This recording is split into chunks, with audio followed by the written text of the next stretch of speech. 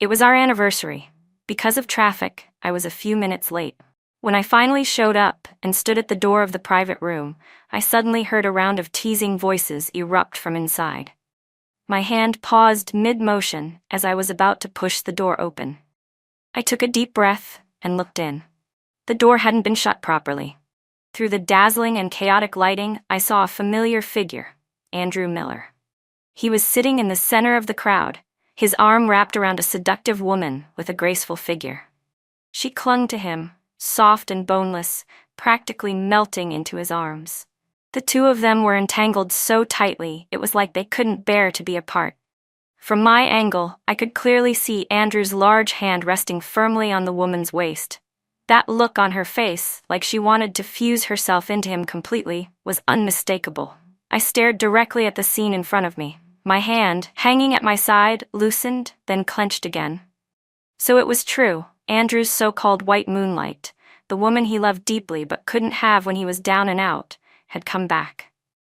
The atmosphere inside the room was growing increasingly heated with flirtation. Thoughtfully, I closed the door for them.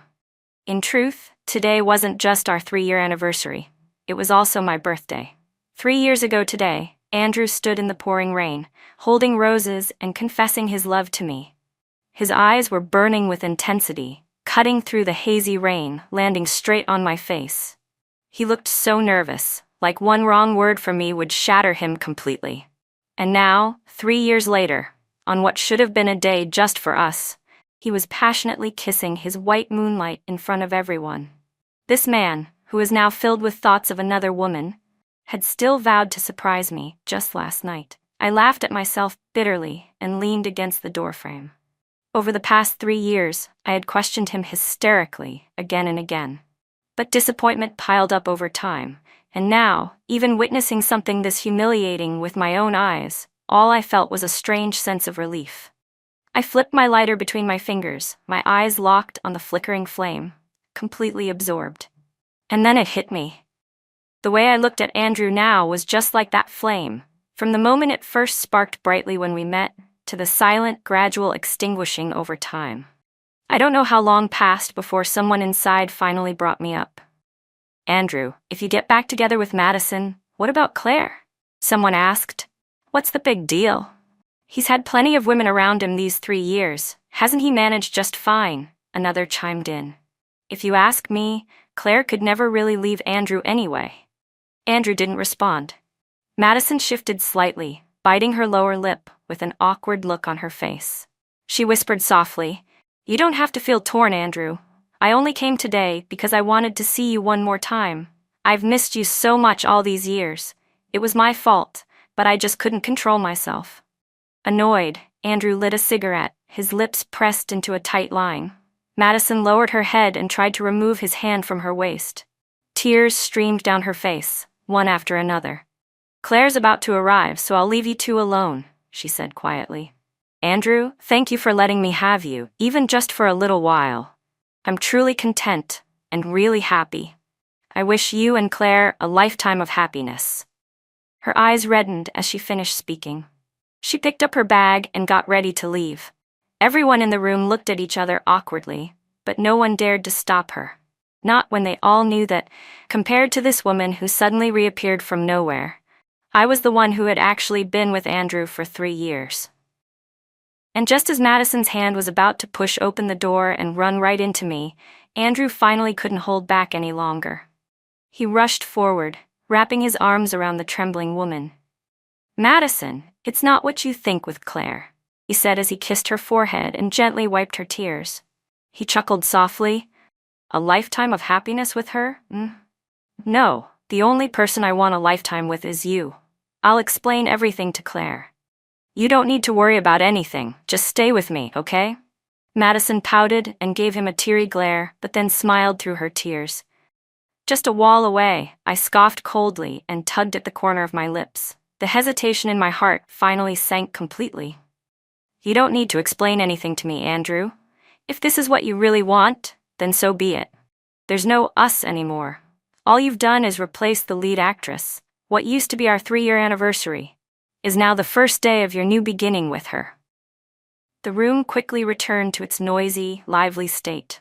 I pulled out the gift I had painstakingly prepared over the past 6 months from my bag, then took the thick stack of photos, pictures of the two of us smiling sweetly, and set them on fire, one by one. The flames danced and spread, devouring the happy faces in the photos in an instant. Ash fluttered down as the fire consumed them completely. Dust to dust, everything settled. The last thing I saw before I turned to leave was Madison tilting her head back flirtatiously, attempting to lick the trickle of liquor rolling down Andrew's Adam's apple with her lips and tongue. Andrew's body tensed, desire burning in his eyes. Madison's so gentle and considerate. Andrew's really lucky. Someone said. If Claire were here, she'd just tell him to stop drinking so much. What a buzzkill. Congratulations to Andrew, finally getting the woman of his dreams. Andrew curled his lips into a smug smile. That fleeting look of triumph flashed across his face as he pinched Madison's cheek and kissed her hard, even as she pretended to resist with coy hesitation. I cast them one last indifferent glance before stepping over the scattered ashes and mess on the floor, turning to leave without looking back again. While I was packing at the villa, I suddenly received a friend request. It was from Madison. I hesitated for a moment, then accepted. Not long after, she sent me a voice message. Andrew, Claire didn't show up tonight. Do you think she's mad at you? Could it be she found out about us? Andrew, I don't want to be seen as the other woman. Her coquettish voice full of false concern was followed by Andrew's low, soothing tone, with a hint of laughter. Baby, it's not your fault. Honestly, I've been tired of her for a while now. The only reason I didn't break up with her sooner was because she looked so serious and pitiful. Claire's the kind of person you can admire from afar, but not get too close to. I used to think she was some kind of goddess, but the closer I got, the more I realized she's nothing special. In bed, she's like a dead fish, boring as hell. How could she possibly compare to you? What if she refuses to break up with you? Madison asked softly. Leave it to me.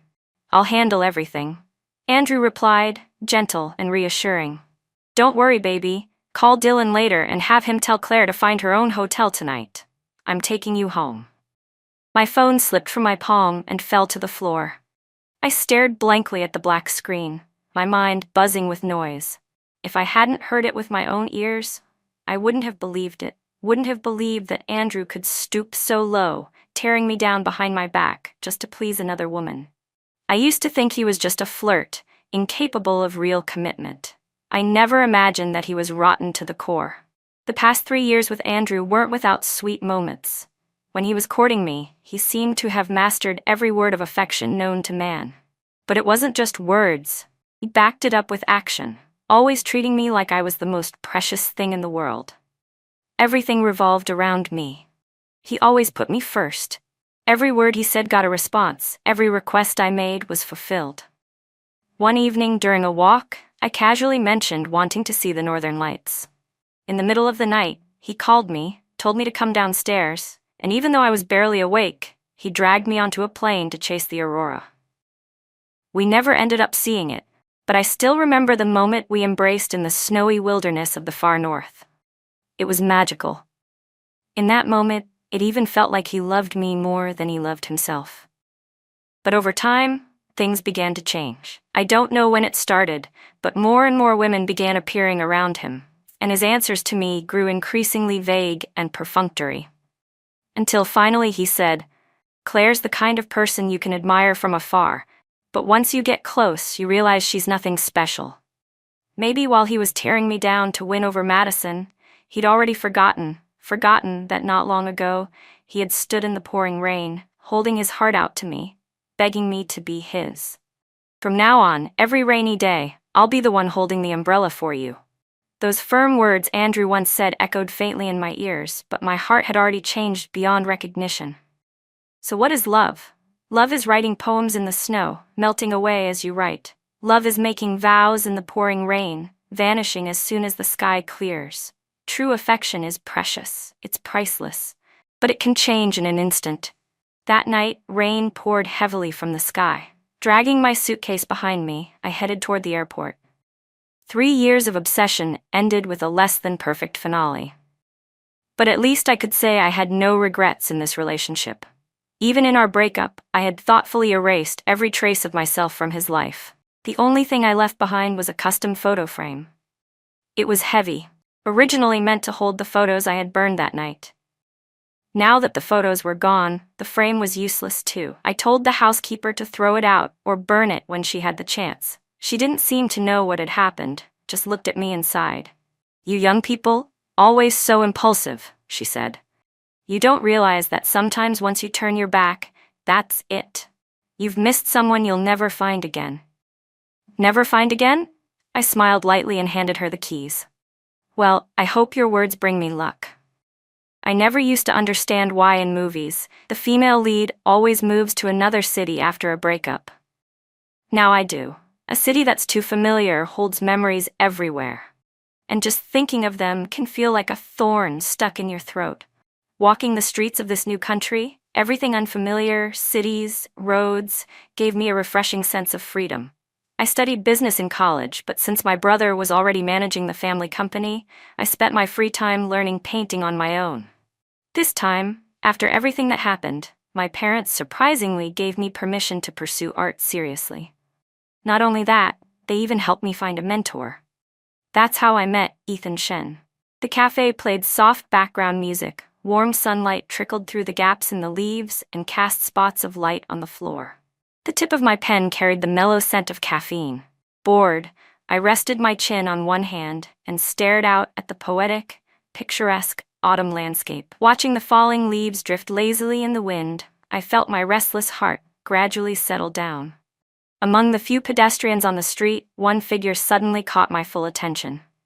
Ethan Shen was wearing a black coat, tall and well-built, with an elegant aura. His long legs moved fluidly under the wide coat, and as he looked down indifferently, he seemed completely removed from the noise of the world. He sat down across from me, nodded slightly, his amber-colored eyes cool and detached like a character from a novel, calm and restrained, distant, yet magnetic. His beauty stunned me into silence. For a moment, I couldn't find any words. Since he didn't speak, I could only sip my coffee slowly. By the time I reached the bottom of the cup, he finally moved. Glancing at the luxurious watch on his wrist, he said, "Claire, right? Come with me." I thought he'd take me to his studio first. Instead, he brought me to his home. "The safety here isn't like back home," he said. "If you stay alone, it might not be secure. Your uncle asked me to take care of you, and honestly, I feel better having you close. If you don't mind, I've already set up the guest room upstairs. I'll help you move your luggage up in a bit." His voice was warm and clear, like a spring breeze. I nodded shyly, a little embarrassed. I didn't know anyone here, and staying at his place was definitely safer. Still, living in a stranger's house gave me this odd sense of being out of place. But Ethan seemed to notice my hesitation. After a moment of silence, he stepped forward and gently patted my head. It was meant to comfort me, but he paused, then absent-mindedly smoothed my hair twice more. He looked pleased, narrowing his eyes slightly. When our eyes met, he looked like he'd just been caught red-handed. The tips of his ears flushed red. It was strangely adorable. I found myself staring at him for a long while, unable to look away. Not until he turned his head awkwardly did I realize I had been gawking. Even his elegant neck had turned pink. I quickly lowered my gaze in a fluster. Then I heard his voice from above, calm, like nothing had happened. "Are you hungry? I'll make you something to eat." Before I could even nod, Ethan had already taken those long legs of his and disappeared into the kitchen like a gust of wind. He was unexpectedly pure. Halfway there, he suddenly stopped in his tracks and turned back toward me. Meeting my puzzled eyes, he gave a small cough, then placed his large hand on top of my head again, gently smoothing my hair. "Sorry, I messed up your hair, Miss Artist. I'm starting to suspect you have ulterior motives," I muttered, though I don't have proof. Ethan's cooking wasn't exactly inedible, but let's just say it was terrible. After a couple of bites, I put down my chopsticks and decisively walked into the kitchen. He watched me with a confident look as I approached, then hesitated and tried a bite himself. The next second, right in front of me, he tossed the entire bowl into the trash without a second thought. I didn't believe it could be that bad, so I tried another bite. It was worse. Far worse. "Don't tell me you've been eating this all along?"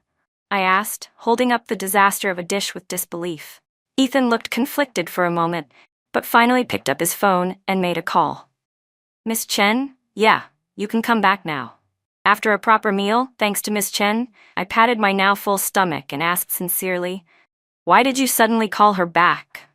Are you really not afraid of starving to death? He turned his face slightly away, a little guilty. He muttered something under his breath, too quiet for me to catch. Then he looked up seriously and said, I thought I could take care of you.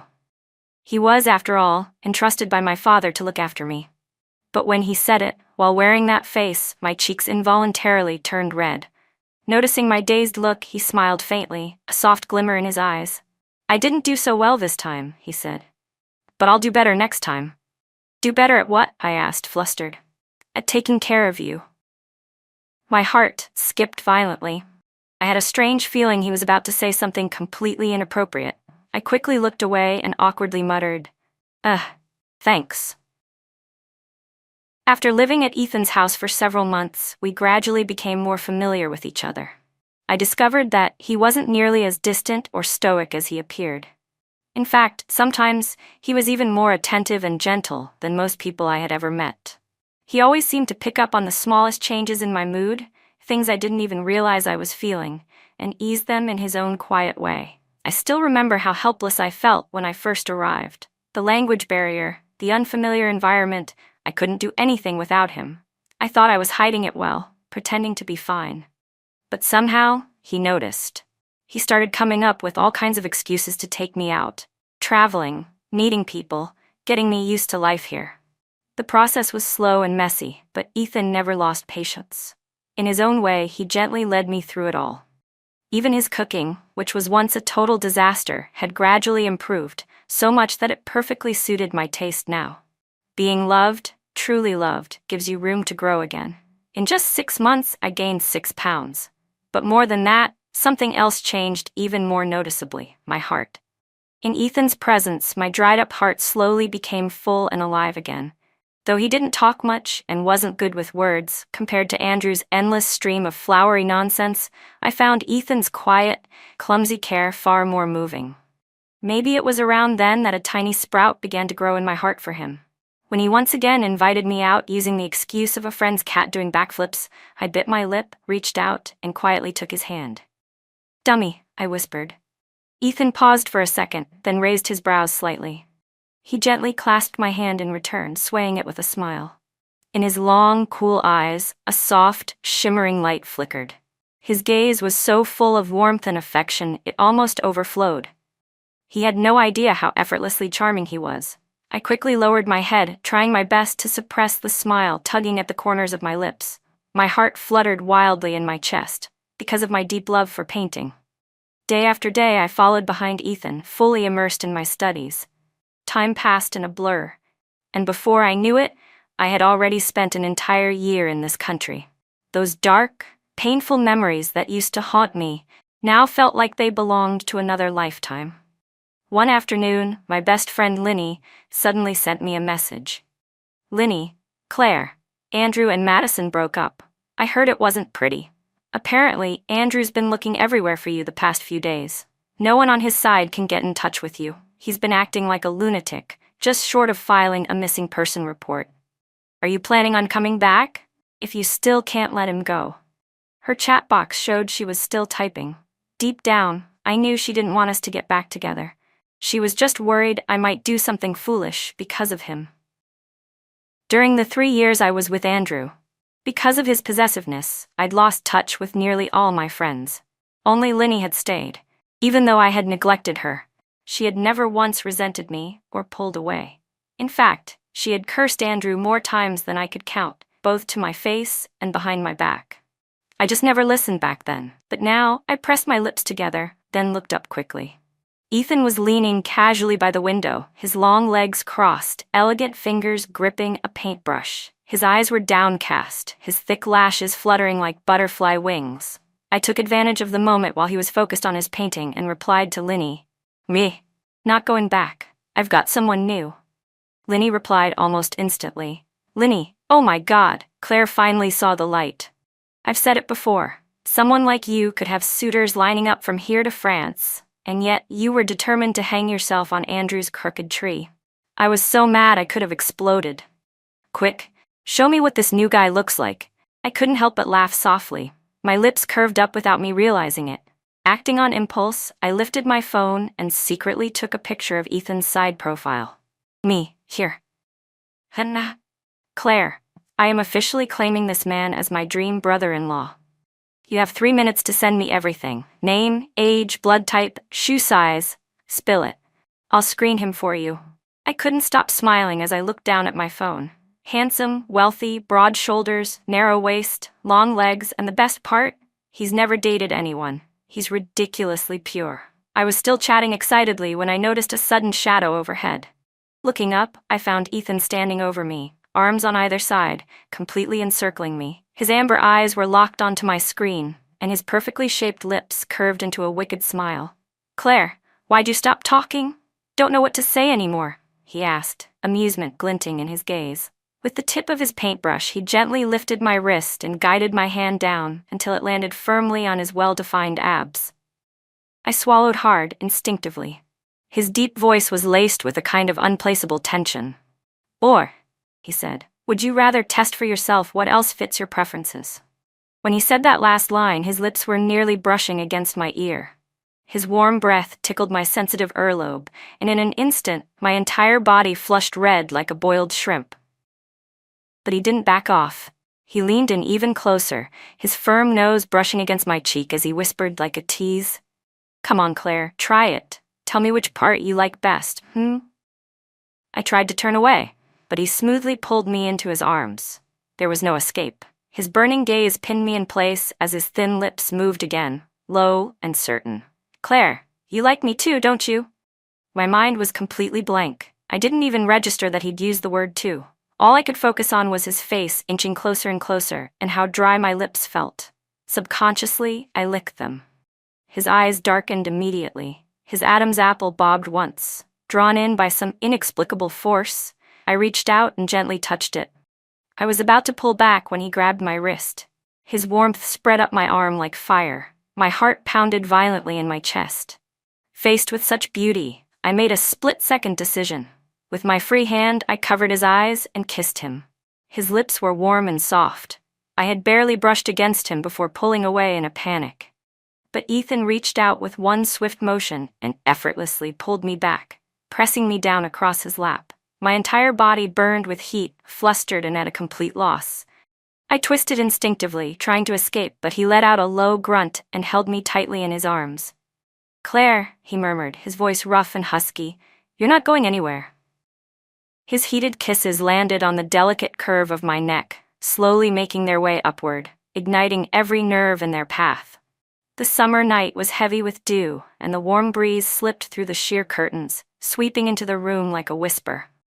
I was pinned beneath Ethan, my thoughts a total blur, as I gasped his name in a daze. His inky black hair fell messily across his forehead, fine beads of sweat glistening along his temples. His scorching breath grazed the side of my neck, and his voice, filled with restrained desire, whispered my name over and over into my ear. My head spun. All reason had completely vanished. My trembling fingers gripped his shoulders but were quickly guided down by him, our hands entwining tightly against the sheets.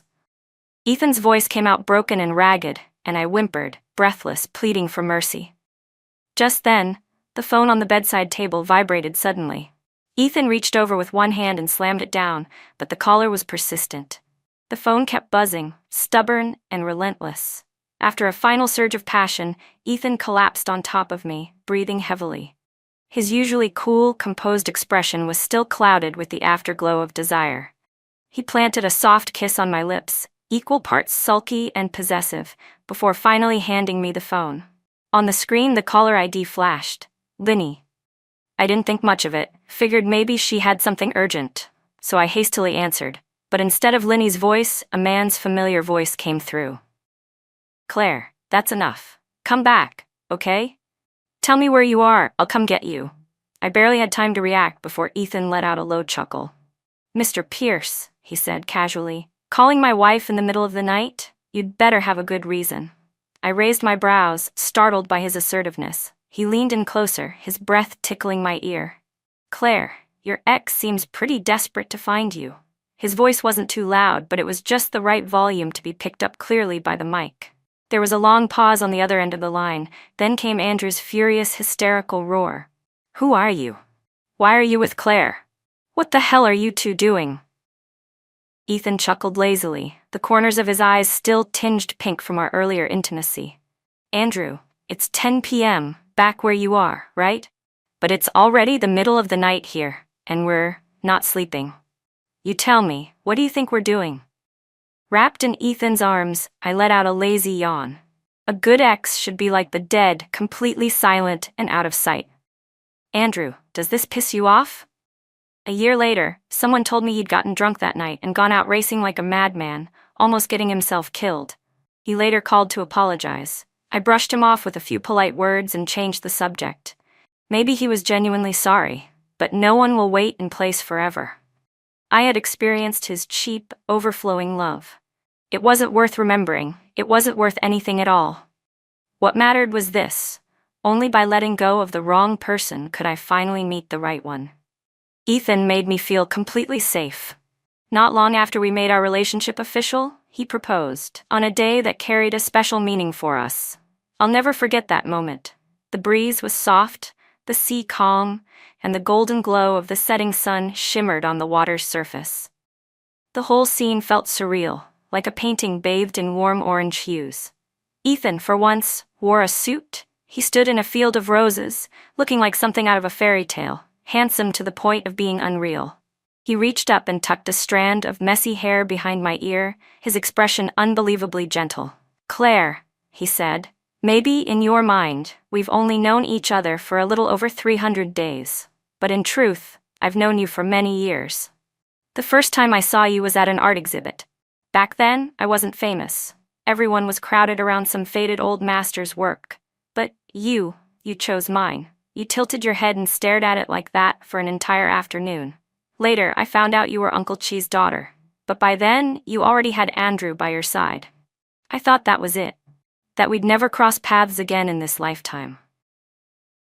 I never expected fate would still send you back to me, Ethan said as he gently took my hand and pressed a soft kiss to the back of it. Claire, I'm not gonna miss my chance with you ever again. I know you went through a lot when I wasn't there. But there's something I want you to remember. When you're with me, you never have to hold anything back. Whatever you're feeling, let it out. Don't bury it inside. No matter what happens, I'll always be behind you, your safe place to fall. You may have your flaws, your rough edges, but my love for you will always shape them into a perfect whole. He looked at me, eyes earnest. Claire, I love you. I don't want you to be just a fantasy I pour into my art. I want you to be the one and only leading lady in the rest of my life. I want the first thing I see every morning to be you. The ocean breeze brushed against us, and his voice, low and tender, lingered in the air like a melody. I looked up and saw my reflection shimmering in his eyes, quietly sniffing back my emotions. You idiot, I whispered, voice trembling. So fate really did bring us together long ago, and we spent all these years missing each other. The candlelight flickered gently, casting the silhouette of two people drawing closer. I stood on tiptoe, closing the distance. But Andrew wasn't done stirring up chaos. After being discharged from the hospital, he started acting out again. Linny had called me more than once to rant. Claire, you have no idea how insane he is right now. He keeps begging me for your address. I was so annoyed I told him, fine, go die and I'll give it to you. And guess what? He actually dragged me into his car, sped off to the beach, and jumped into the ocean. It all happened so fast, I couldn't even react. If I hadn't called the police out of guilt, that lunatic would have ended up as driftwood. I caught the key detail immediately. So, you told him? There was a short silence on the other end. Claire, my signal's bad. Gotta go, okay? Even though I'd mentally prepared for this day to eventually come, I hadn't expected it to come so soon. After the auction ended, I walked out arm in arm with Ethan, smiling as I admired the new white glass jade bangle on my wrist. Its wide shape hung loosely against my pale skin, making it look even softer and cooler. We'd won 3 jade bangles in total, two of which Ethan had purchased as gifts for my mom and his own mother. Suddenly, Ethan came to a stop beside me. He narrowed his eyes at something ahead, a flicker of disdain flashing through his gaze. I raised an eyebrow, glancing at him just as he tensed like a warning signal. Before I could say a word, a familiar, trembling voice rang out. "Claire." Andrew stood there, eyes rimmed red, gaze soft and almost overflowing with longing. He looked completely different, no longer the carefree, arrogant man I once knew. Now he seemed sunken, hollow, like a man carved out by regret and loneliness. When our eyes met, I could clearly see the guilt and sorrow in his eyes. Strangely, instead of pity, a faint sense of satisfaction rose in my chest. I couldn't help the small smile that tugged at my lips. Andrew must have misunderstood that smile. His eyes lit up with sudden hope. "Claire, I came to take you home." Ethan frowned, stepping forward to shield me behind him. I tugged gently on his sleeve and whispered, "It's okay. I can handle this." Andrew practically rushed forward, reaching out to take my hand, but I quickly stepped back, avoiding his touch. Then, without a word, I turned and laced my fingers tightly with Ethan's. Andrew's hand froze midair. His lips curled into a bitter, defeated smile. His once proud posture slumped, weighed down by reality. I thought that someone as proud and stubborn as him would have stormed back to his country the moment he saw this. But instead, he swallowed hard and forced down his emotions. When he looked up again, his dark eyes were tentative, careful. "Trying to prove himself," he said. "Claire, I reprinted all those photos you burned. I couldn't find the exact same frame, so I had one custom made just like it. I put all our pictures back in, one by one. It's hanging right now in the most prominent spot in my house," Andrew said, his voice trembling. "Every day I look at those photos and think about you, over and over again. Claire, I miss you so much, I feel like I'm going crazy. It was all my fault before. I took your love for granted and used it as a shield to mistreat you. But I swear, I've changed. I promise I'll treat you better from now on. We were together for 3 years, over 1,000 days and nights. Can you really just let that go? Claire, please. Forgive me just this once, okay? Come back with me. Let's go home. We'll get married right away. I'll give you the biggest, grandest wedding. I promise you'll be the only woman in my life from now on. Just give me one last chance to fulfill the promises I never kept, please." Andrew suddenly dropped to one knee in front of me. His hand trembled as he pulled a small velvet box from his coat pocket. When he opened it, a brilliant pink diamond sparkled inside. He looked up at me with anxious, hopeful eyes, the tension in his face almost unbearable, as if my answer would decide his fate. I'd seen that look before. It was the same look he gave me when he first confessed to me years ago. But I had made that mistake once, and once was enough. Maybe the old me, the one who hadn't completely let go, would have softened at the sight of him kneeling, begging, desperate to make amends. But I had been deceived for 3 full years.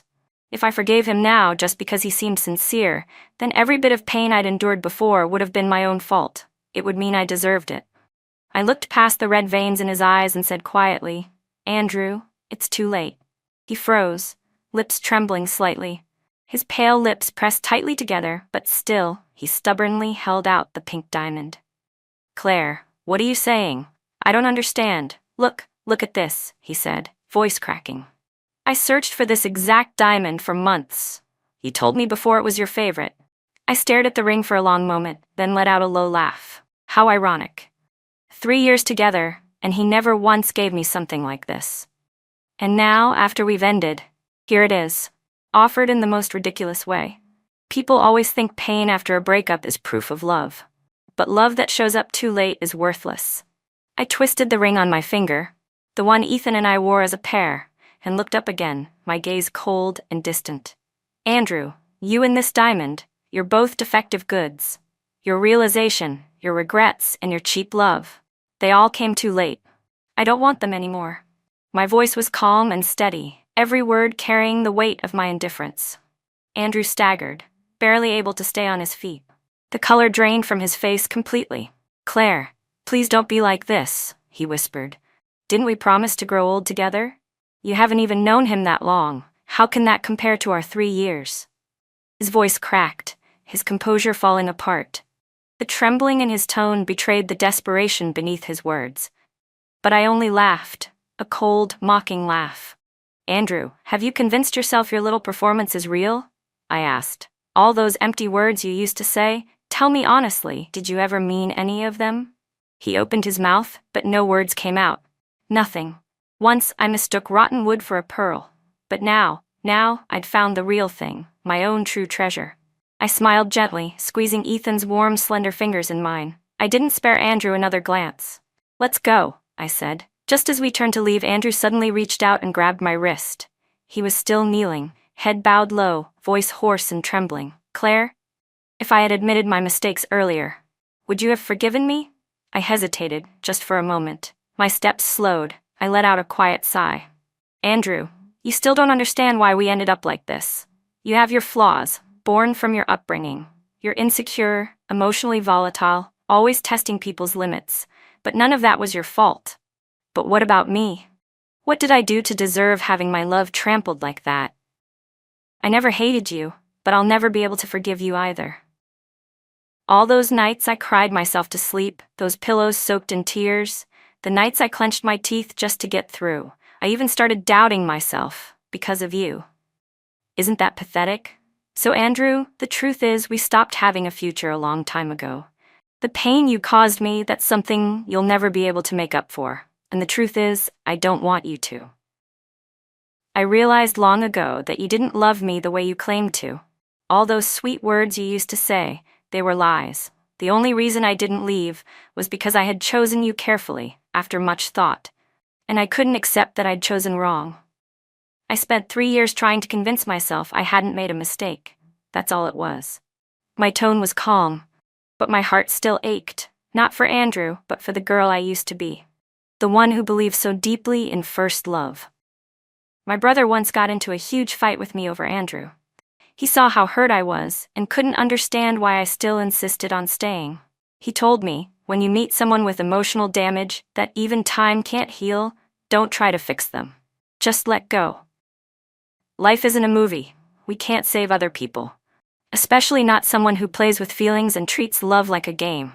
The best thing to do is walk away, before he drags you into his darkness too. We fought constantly growing up, but now I finally understood what he meant. Wasting love on someone who doesn't deserve it is a betrayal to your own life.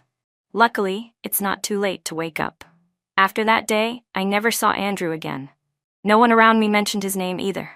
Until the day Ethan and I got married, Auntie told me we'd received a package from back home. Inside was a gift box. When I opened it, I found a picture frame, almost identical to the one I had custom ordered years ago, only smaller. And it was empty. No photo inside. Ethan took the frame from me, flipping it over almost like he knew exactly what to expect. A small corner of yellow stationery peeked out from behind. He raised an eyebrow and handed it to me. Want to read it? I looked at him. He was clearly irritated, but trying his best to stay composed. I couldn't help but laugh. Fine, let's read it, I teased, reaching out as if to open the letter. His face instantly tensed like I was defusing a bomb. Relax. I tugged on his arm, grinning.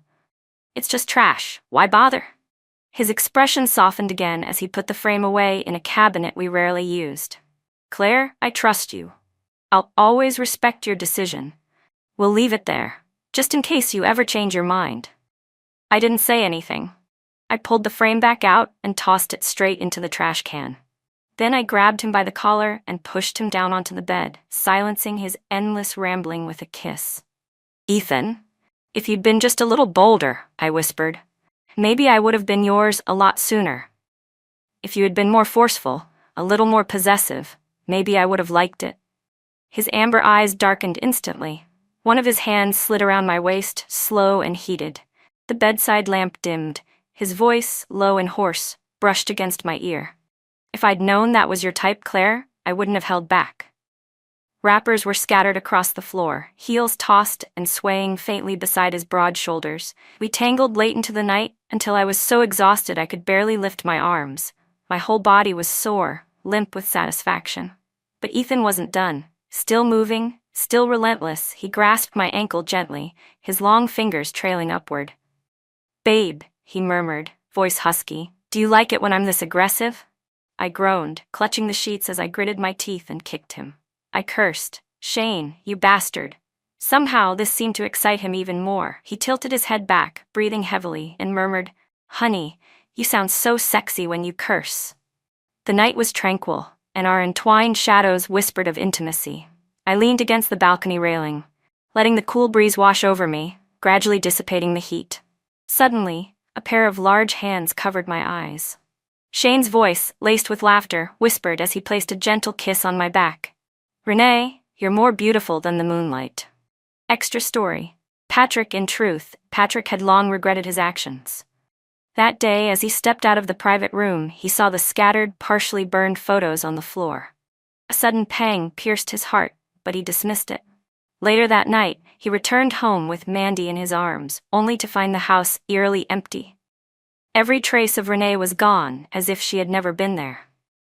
His assistant, William, sighed repeatedly, hesitant to speak, while Mandy, eyes filled with confusion, playfully urged him to shower.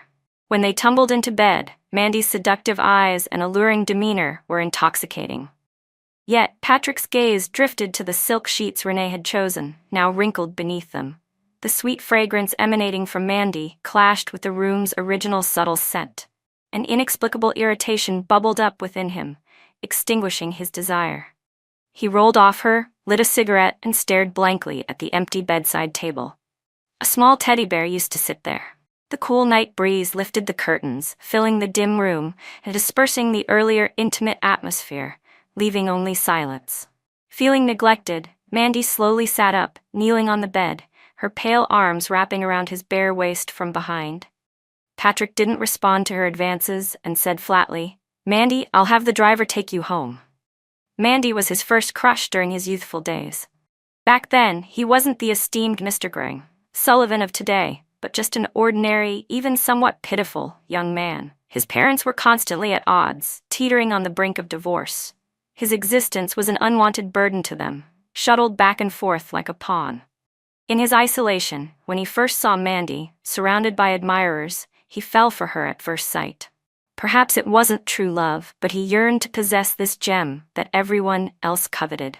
Due to their differing social statuses, he couldn't attain her back then. So, when Mandy, now a budding starlet, reached out to him, he couldn't resist, even though he knew she had ulterior motives. After Mandy left, Patrick placed his phone by his pillow, wondering how many days it would take for Renee to call him. He knew she must have seen him with Mandy, which led her to burn their photos. He admitted that his actions that night were excessive and foolish, but he believed that if Renee was truly upset, he could always lower himself to coax her back. Patrick always believed he loved Renee. However, he couldn't endure a monotonous life or a bland relationship. His pursuit of Renee had been passionate and public, but as time passed, he grew weary of their routine. To him, the women who threw themselves at him were just diversions. Renee would get jealous, shed tears, and confront him with red eyes, demanding explanations. Outwardly, he appeared impatient, but inwardly, he took pleasure in her reactions. See? The woman whom others viewed as an unattainable goddess was reduced to tears because of him, pleading for his affection. But at some point, Renee became quiet. She stopped questioning him, merely watching his antics with cold detachment. Many had warned him. Lynn had, more than once, jumped in frustration, scolding him. Yet, his desire to test his place in Renee's heart was too strong. He needed constant validation of her love through these trials. No matter what, he believed she would never leave him. But what Patrick didn't know was that every time he let Renee down, every painful moment, she quietly etched it into her heart. The sweetness and tenderness of those first 6 months had long been eroded by countless betrayals and torment. What remained was disappointment, and endless, sleepless nights of regret. By the time love had been exhausted, he had completely lost her. 3 months after Renee left, Patrick and Mandy were putting on an increasingly affectionate display in front of the media. There were even rumors that they were getting engaged. But what no one saw was that off-camera, Patrick would frown and shake Mandy's hand off, irritably lighting a cigarette. Smoke curled around his fingers as he stared at the glowing red tip, lost in thought. Renee had always hated the smell of cigarettes. If she were there, she would have glared at him in annoyance, yanked the cigarette right out of his hand. Noticing his sudden coldness, Mandy paused. She smoothed the creases of her dress at her waist, turned away with composure, and after a few clicks of her heels, stopped and glanced back over her shoulder. Patrick, isn't this exactly what you wanted? Renee's gone, so who are you trying to fool with that pathetic look of heartbreak now? Renee's just upset, Patrick said, voice flat. She'll come back, and whatever is between me and her has nothing to do with you. Mandy chuckled bitterly and shook her head. Haven't you heard the saying, Patrick? A late apology is cheaper than dirt. I don't want any part in the sad little drama you're planning to beg her back. Just give me the lead role in Dream Island's sequel. I promise I'll keep my mouth shut in front of Renee. 6 months after Renee left, panic finally crept in. Lately, Patrick had been plagued by the same recurring dream, Renee in a wedding dress, radiant and graceful like the moon. But that moon no longer belonged to him. The man standing beside her for life wasn't him. His certainty that Renee would eventually return crumbled under the weight of his longing and dreams. He missed her so desperately. Yet no one could reach her. She'd vanished. Until he remembered someone, Renee's best friend, Lynn. He orchestrated a setup Lynn couldn't refuse and waited for a chance. When her attention was distracted, he secretly used a SIM ejector to steal her phone's SIM card. Before dialing, he drank heavily, liquid courage for a coward. He knew he'd done too much to hurt Renee. At this point, there were things he could only say when drunk. Surrounded by empty beer bottles, he clutched the reprinted photos of them, holding them like precious relics. His fingers brushed over each one, as if trying to grasp fragments of the past. In those photos and in his memory, Renee always smiled gently, so warm, so kind. That same warmth he used to toss aside without a second thought. When he finally mustered the courage to dial, all his pent-up longing came surging out like a volcano. What he wanted to say was, "Renee, I miss you." But what came out instead was, "Renee, are you done playing around? Come back." By now, there was nothing unclear about his feelings. He just wanted her back. He wanted to sleep peacefully again, with her beside him. But his love, so fierce and overflowing, was doused in an instant by cold water. The voice on the other end wasn't Renee. It was a man's, lazy, unfamiliar, and utterly possessive. The man spoke with such precision, calling Patrick by name, marking his territory without hesitation. In that moment, a surge of chaotic emotions overwhelmed Patrick. But he instinctively denied the one truth he feared most. Renee had loved him too deeply. Surely this was just a game, another tactic to make him jealous, right? He was convinced she was bluffing. Until 1 second later, the voice he'd longed to hear shattered his fantasy. "Patrick, we've broken up. Please stop interfering with my life." Shane buried his head against Renee's neck, murmuring like a spoiled child. "Renee, it's our life now." She cupped his face, kissed his lips softly, and smiled with crescent eyes. Okay, our life." Hearing them flirt like that on the other end of the line felt like being plunged into a frozen lake. Sharp, bitter pain erupted in Patrick's chest, flooding his entire body. At last, he understood what Renee must have felt before, when she cried alone. When she was hurting, when he didn't care. He refused to believe she would let go of him so easily. He spiraled, took his car, sped into the night. As expected, he crashed, nearly died. When he finally woke up in the hospital, the first thing he asked was, "Did Renee come? Does she know I was in an accident?" His friend looked at him with a mixture of pity and sympathy. Lynn told her, "Renee said she knows, and she wishes you a speedy recovery."